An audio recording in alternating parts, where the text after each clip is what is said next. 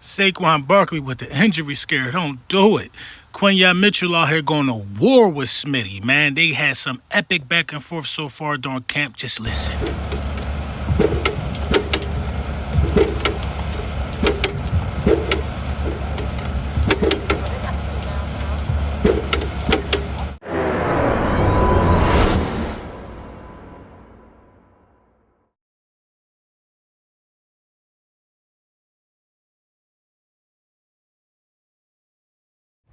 You know, the weather's looking good.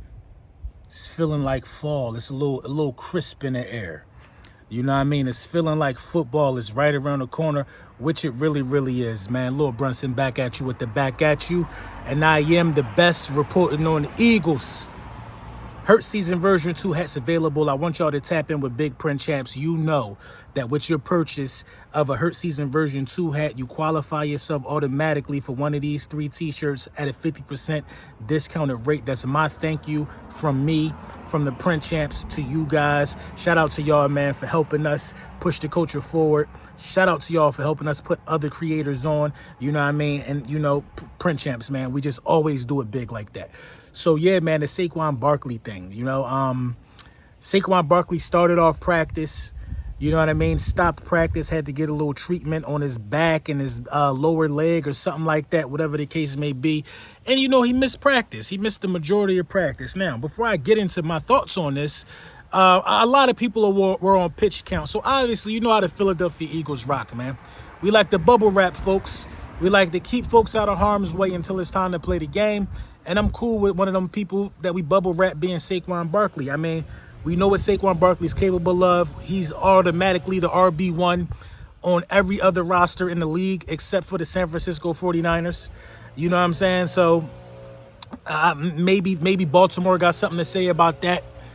But I'm cool with it, man. I'm cool with it, man, because he came back on the field. He was out signing autographs, shaking hands, kissing babies. So it wasn't that serious when you think about it in the grand scheme of things. But the trolls are the ones that's going to push the narrative of, oh, he's injury prone. You know, Saquon Barkley was damaged goods as soon as we put our hands on him. So, you know, just keep an eye out for them guys that's going to have negative things to say. But it's nothing to worry about, man. It's nothing to worry about. If he felt a little tightness, why go through practice? He's Saquon Barkley. Why should he have to push through a little tightness? He's not fighting for a roster spot. So let's be mindful of them things and let's keep the main thing the main thing. The biggest part of the day, honestly, is Quinyon Mitchell going to war with 2 top wide receivers in the game every day at practice, going to war with 2 top 100 wide receivers. He started off going to war with AJ. Now his latest conquest has now led him to go to war with the route god himself, Devontae Smith. And I think that this young kid, Quinyon Mitchell, is special. We know Smitty special. We know AJ special. And Quinyon being special just lets us know that steel sharpens steel, iron sharpens iron. You know what I'm saying? And I like Quinyon coming out here, getting these jewels, getting this game, and getting this preparation from guys like this. You know what I'm saying? From guys like this. I think the people in my neighborhood might think I'm crazy. You know what I mean? So I got the corner. My house is on the corner, right? My house is on the corner of this intersection in the neighborhood. And everybody ride past and see me talking to this phone every football season with some Eagles stuff on. You know what I mean? But that's just how we got to give it up. You know what I'm saying? This is passion over whatever you thought it was.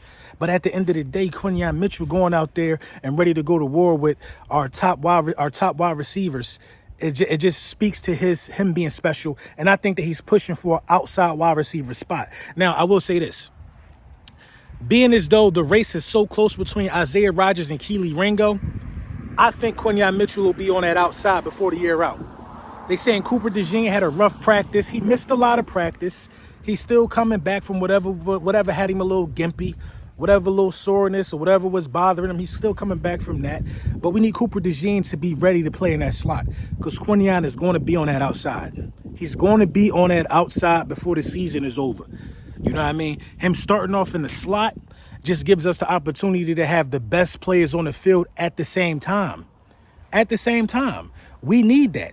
We need that. And we can only be thankful for Quinyon Mitchell and what he bringing to the table in terms of competitiveness and just being a rookie that's holding himself accountable. And also, he letting that personality show. You see the dance moves? Letting that personality show. You know what I mean? Letting that personality show. On another note, the defense has still yet to force Jalen Hurts to throw an interception.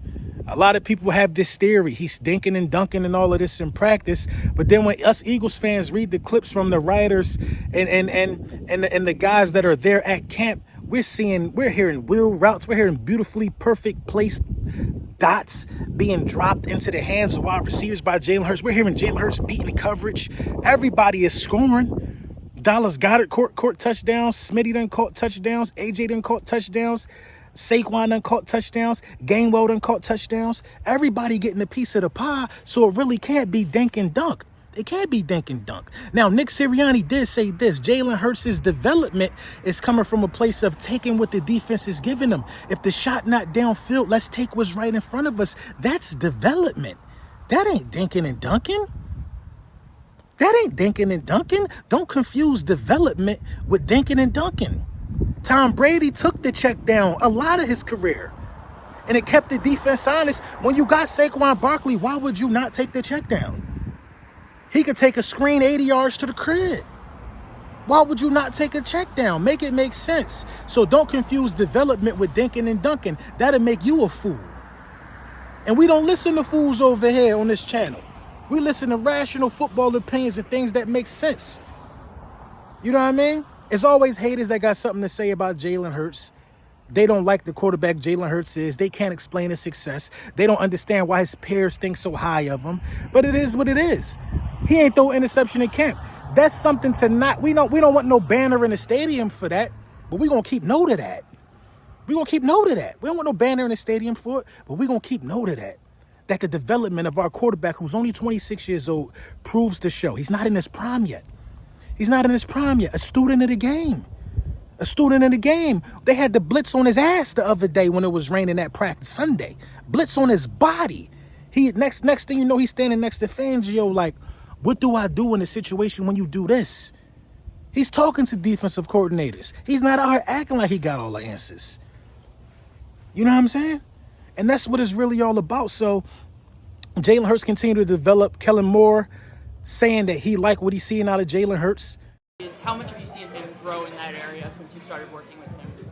Jalen's just had an excellent camp. He's got great command of this offense, great utilization of tools when he wants to, and communication with the offense line, with the receivers. I just think it's been an awesome process. Excellent. I mean, could you blame him? Could you blame him for like we seen out of Jalen Hurts? Now, Kellen Moore ain't say this, but Kellen Moore give me the vibes of Jalen Hurts is probably the most intellectual quarterback.